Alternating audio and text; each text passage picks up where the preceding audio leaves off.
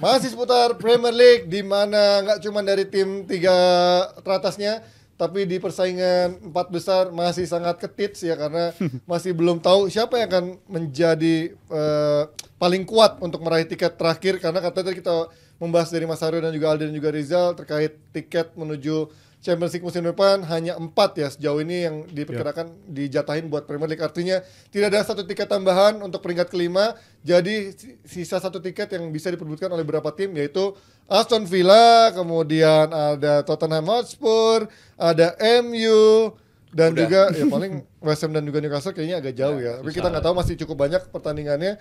Tapi kalau lihat dari 2 tim yang teratas dari peringkat 4 dan juga 5, yaitu ada Villa dan juga Spurs. So far dari sisi tren, Villa sempat pergantian tahun agak-agak anjlok juga, agak gregetan gitu ya, deretan dibandingkan Dredek, sama kalau kata Mas Dredek tadi ya, dibandingkan Spurs gitu. Spurs walaupun di awal juga sempat jelek ketika ditinggal pemain-pemainnya, tapi ketika udah balik semua kemarin udah cukup bagus lagi, dan bahkan kemenangannya kemarin juga cukup telak. Menurut lo dari 2 tim ini mana yang lebih meyakinkan, Di? Karena dari sisi pengalaman kan dua-duanya udah lama nggak ada di sini. Ya, Villa juga main di Eropa kan. Ya. Mereka baru seri menghadapi Ajax, away ke Amsterdam, dan ya bedanya mungkin mereka punya Oli Watkins, di mana dia punya penyelesai akhir yang juga cukup bagus. Tottenham, Son-nya ini buat gue kadang bikin gol, cuma bukan gol-gol penentu gitu. Saat tim udah bikin gol, dia bikin gol juga gitu. Bukan sebuah Gol tetap gol, Ji. Ya, tergantung gol pertama, gol kedua, atau gol ketiga. Iya, itu bagus. Ya, itu benar. Itu benar. Gol pertama itu mungkin beda perannya dibandingkan gol kedua atau ketiga, itu benar. Dan apa namanya, berbeda dengan lu punya Watkins. Timo Werner emang beberapa game terakhir cukup oke. Ada kontribusinya, iya ada minimal, gitu. ada. Cuman as a system gue masih lihat Villa, walaupun sampai akhir musim sih gue masih melihat masih confirm, masih firm bahwa Tottenham masih di atas lah mereka. Iyalah, kalau kan ada tantangan di sana. Iya, makanya. Nggak mungkin lo Saya juga kan Tottenham dong Tottenham 4. dong. Iya kan? Tapi duel 4 atau 5 lah. Iya. Pokoknya MU 6. Oh, udah dipatokin Pecah Ten gitu. Hag. Tapi kalau dari sisi permainan kan juga nyata Aston Villa nggak smooth itu juga kan, terutama dari sisi permainan yang sangat naif. Menurut gue dia gampang banget di counter lawan tim yang bermainnya direct, termasuk lawan MU, lawan Chelsea kemarin juga kalah yang di direct playnya cuman counter 2-3 sentuhan kebobolan. Menurut lo apa ini menjadi permainan yang justru beresiko buat Unai Emery untuk di rest of season gitu? Karena kalau dengan main naif kayak gini bukan nggak mungkin mereka kepental ke peringkat 5 atau 6 juga kan sebenarnya. Sangat beresiko, apalagi belakangan partnership di center back mereka kan juga agak terganggu sama cedera ya. Beberapa kali ada yang cedera, mereka habis tren positif itu ada beberapa yang cedera, dan hasilnya berdampak banget ke tim. Tapi kalau dan pertemuan kedua tim ini bagi gue bukan cuma beresiko bagi Aston Villa-nya, bagi Spurs-nya juga sangat beresiko, karena pengalaman dari pertemuan pertama di kandangnya Spurs ini kan kedua pelatih yang pakai identitasnya menurut gue gila lah mainnya, sama-sama high line, sama-sama naif banget. Siapapun backnya maupun itu kualitasnya bukan kualitas starter, tapi gue bakal tetap pakai high line. Berlaku juga buat si Spurs juga, beberapa kali dia nunjukin itu main garis begitu tinggi, menurut gue sama-sama suicide football ini kedua tim ini mainnya. Tapi lebih gila Spurs sih menurut gue dibanding gila. Villa lah dari siapapun pemainnya. 5 poin kan? Iya. 5 poin. Nentuin banget Spurs ini. minus 1 game. 26-27.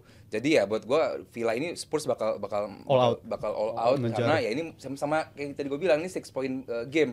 Saat lu menghadapi kompetitor ini sangat amat penting. Jadi buat gua Tottenham kalau emang pengen lolos ke Liga Champions langsung, ya ini game yang nggak boleh dilewatkan, walaupun Villa ya bisa aja mengejutkan. Dan 6 points game tadi berkata dari Bang Aldi, ini bukan cuma pertandingan yang lu bisa main aman habis itu ngarepin si Villanya atau Spurs ke depannya bakal kepleset atau enggak. Justru ini momennya sendiri di mana lu bisa memantapkan posisi lu di 4 besar, apalagi ini mantau abis ini ada jeda internasional break yang bagi beberapa tim bisa dimanfaatkan sebagai momentum untuk bisa ngeraih kemenangan. Tapi ada juga beberapa tim yang justru kehilangan momentum. Tapi bagi kedua tim ini kenapa harus all out? Karena ini bagi gue untuk mendapatkan momentum. Mungkin abis internasional break pemain-pemain yang cedera mulai pada balik-balik abis itu, dan menurut gue akan sangat mahal harganya kalau lu kehilangan poin di pertandingan besok. Abis international break malah banyak yang tambah cedera dong. Kan pemain Aston Villa nggak banyak yang dipanggil juga sama Spurs ini. Tapi kalau ngomongin dari pertemuan pertama kan agak susah menjadi kaca ya, karena menjadi cermin, karena dia menggunakan back Emerson Royal dan juga Ben Davies di saat lagi main-main lagi cedera. Sekarang sudah kondisi full team, back-backnya sudah ada semua. Udogi sama Poro emang udah bakal main? Udogi udah, Poro sekarang pasti main. Ah ya udah. Justru lebih Tottenham. Kita belum melihat nih seberapa kuat nih Spurs ketika menghadapi dengan full team ini. Jadi jersey lah gue fix. Aston Villa. Lo melihatnya gimana Mas dari sisi ini? Iya, mungkin yang paling penting menurut gue ya masuknya si Pedro Porro. Itu kan pemain yang penting banget buat sistemnya si Ange. pergantian di lini belakang, pergeseran kiri kanan, dia ada di posisi mana, Udogi yang selalu seperti pemain back kiri tapi kok adanya di mana-mana gitu posisinya kan, itu memberikan dimension yang akan merepotkan Villa. Sar udah sembuh walaupun belakangan Bentancur justru lebih nyaman di posisi itu bareng sama Bissouma, ditambah lagi ketika di depannya Son udah balik sama si Werner yang tadi Aldi sempat bilang sudah semakin nyetel dengan gaya mainnya si Spurs. Mungkin nyetak gol enggak, tapi kontributnya ikut involvement sama gamesnya dibandingkan pertandingan-pertandingan awal agak sedikit bingung tuh dia positioningnya di mana gitu. Maddison juga udah terus bermain, asist-asistnya terus jalan, jadi gue ngelihat ini ya berat jauh ke Spurs sih. Lo prediksi? Menurut gue dengan komposisi pemain Spurs seru, tapi Spurs. Iya, both team to score lah. Keduanya mungkin bakal ngegolin, tapi Spurs bakal ngegolin lebih banyak, jadi mereka yang menang harusnya besok. Lo di prediksi? Ya tinggal pilih size jersey L apa M. Oh, kalau lo Spurs sih pasti nyampe kan, di 4 besar. Iya benar ya. Kalau lo mempertaruhkan nama lo untuk Spurs. Lo sama siapa? Gue udah diet kayaknya. Sama siapa? M kayaknya. Sama siapa? Cukup. Sama coach. Sama jersey. Tapi jersey ya? Jersey apa sih? Jersey Arsenal. Oh, jersey Arsenal. Dapat, udah siapin. Oh iya, Jersey sama-sama MU. fans Arsenal ya. Gue pikir dapat jersey MU gitu. Oke, selain dari big match bukan big match ya antar tim papan tengah itu yang memperebutkan peringkat 4, ada Peringkat juga 45 ya Pak. Big match dong peringkat 45. ya kan, Papan atas. susah dibilang papan atas. Kita bahas apa sih MU Everton ya? Abis ini MU. Sekarang nih Satu lebih papan mediocre bawah. lagi. Ini lagi papan bawah. mediocre. Karena cara main MU Oh, yang MU Everton ya, yang udah. counter doang ini justru malah dipuji-puji. Sementara gue melihat ya justru game main MU ya bisa dibilang kayak Everton ini low block, tinggal counter. Oh, ada yang memuji Ji ya? Ada, Oh, masih, ada. Oh, ya, masih. oke. Lah kan tapi Ten Hag pun juga kemarin katanya puas dengan permainan seperti itu. Oh, kan? iya. Iya, emang standarnya segitu. Luar biasa Ji. Kalau bahas Ten Hag, lawan City aja dibilang nggak ada gap sama City. Gua nggak ngerti MU lagi. sama City nggak ada We gap. should have won the game katanya Yes. gitu. Dari mana ngelihatnya gue bingung. Aku dibilang fans MU yang kardus ya. Enggak, lu realistis Ji. Nggak Lu membela bener. pelatih lo sendiri lah gimana? Gue nggak pernah impress nonton MU Yes, gimana. bener. Nah sekarang hadapi Everton yang dari sisi cara mainnya ya mirip lah cara mainnya low block counter. MU kan sekarang bisa kelihatan begitu eksplosif ketika menyerang dari si counternya ketika menghadapi tim yang justru punya high defensive line ya. Kita lihat lawan Aston Villa, terus juga kemarin lawan City pun walaupun City nggak pun ngegolin begitu, sempat bisa ngambil peluang seperti itu. Lawan Liverpool juga ada momentum-momentum mereka bisa ngambil. Nah sekarang lawan yang model parkir bis di belakang, ngapain mereka gue tanya cara bermainnya dari Ten Hag ini? Ini yang gue belum pernah dapat jawabannya dari United, gimana caranya mereka punya Crack di defense ya.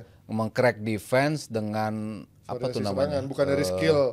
Aspek kejutan. Nah, itu kan yang gue nggak pernah lihat. Sementara Arsenal aspek kejutannya banyak banget. Ketika Bagian bahas masuk Liverpool City Arsenal nggak dibawa, bagian bahas MU Arsenal dibawa. Aduh, nggak ngerti deh gue udah. emang cocoknya lawannya yang ini. Ya Levelnya di situ. Bener-bener di tengah-tengah Iya ya. loh, nggak Papan atas kan enggak, sebenarnya papan lagi tengah juga compete enggak, tuh papan sama- bawah juga lagi enggak. compete sama City sama Liverpool loh ini. Di bawah-bawahin gitu loh Arsenal. Gue bingung. Arsenal anak bawang anjir. Iya, Kalau yain aja. harus udah.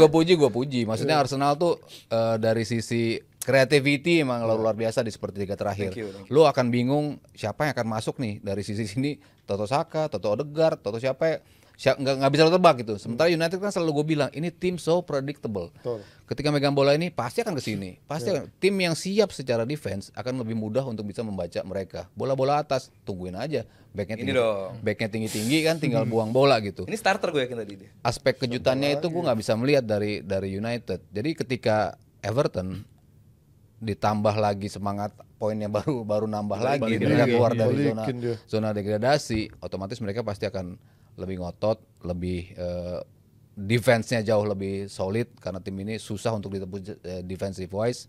Mereka akan counter sementara United ketika mendapat counter itu kan begitu mudah, begitu rentang ketika mereka dapat transisi. Jadi gue melihat ini mungkin aja Everton bisa mencuri kemenangan. Wah lu parah lu mas, karena mau lihat dari Kenapa sih? dari beberapa pertandingan terakhirnya kan Everton udah gak pernah menang kan di pertandingan terakhir. Bahkan Lawan kemarin juga, Ji, Fulham juga begitu Ji. iya itu maksud Nggak. gua. Ini sulit diprediksi. Jangan tertipu tapi dengan Fulham Jangan bisa tertipu. banget statistiknya. Loh, menang-menang juga lawan Jangan MU. Jadi, tertipu. Gue udah menyerah. karena ini bukan masalah Everton yang Jelek. jelek, tapi karena Unitednya MU-nya juga. juga gak pernah bisa memberikan kita keyakinan dari sisi bermain Yap. selain dari individual skill pemain kalau lagi perform of the day-nya itu kan. Yes, betul banget. Tapi mungkin ada harapan sedikit Mas, karena ketika pertemuan pertama lawan Everton pun juga kita nggak nyangka tiba-tiba menang 3-0 Garnacho salto segala macam itu kan kickstart musim MU sebenarnya di ketika menang lawan Everton itu.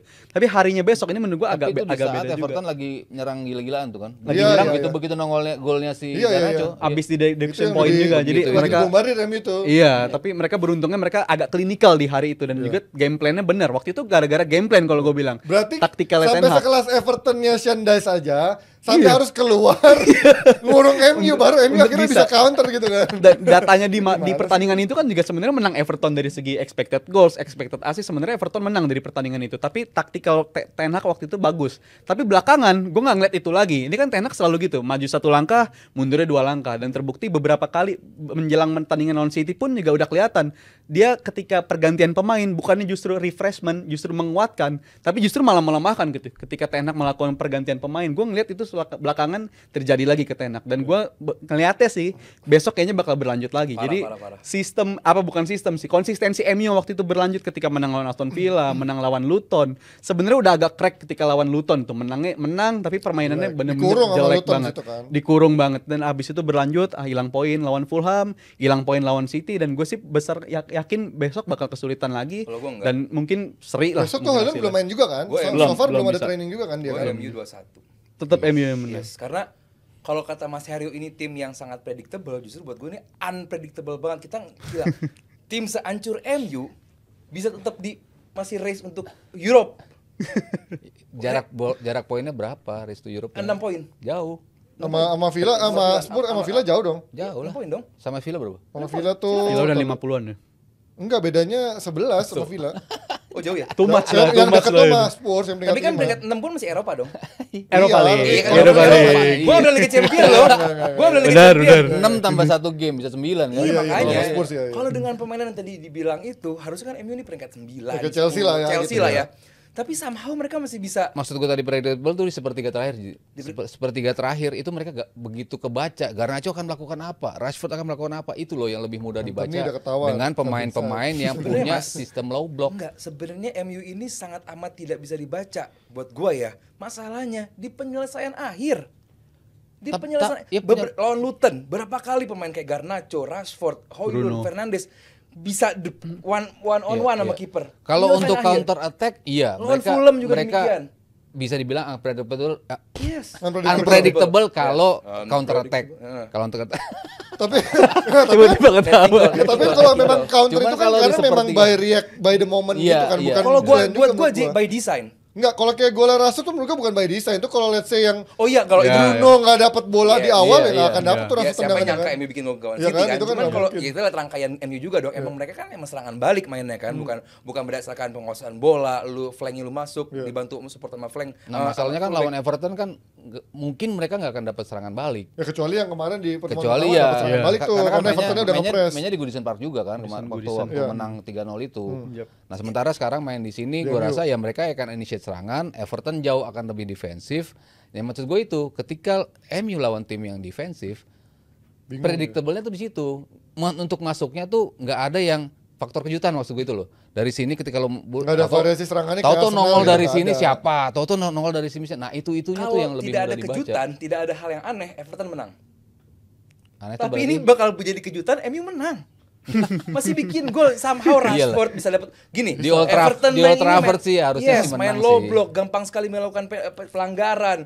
Pemain-pemain kayak Braithwaite, pemain kayak Ben Godfrey ini pemain-pemain yang setengah gitu loh, maksudnya kurang se-on gitu, dan mungkin banget pemain kayak Anthony, pemain kayak Garnacho, mungkin juga Rashford, Anthony dapat penalti, dan itu mungkin kejadian 1 gol 1-0 selesai. Ya berarti kan lo percaya ini kayak sebuah gol jatuh dari langit untuk MU, bukan based gol on pattern jatuh dari langit ya. Itu kan punya Koci ya gitu. Gua sih nggak percaya hal itu.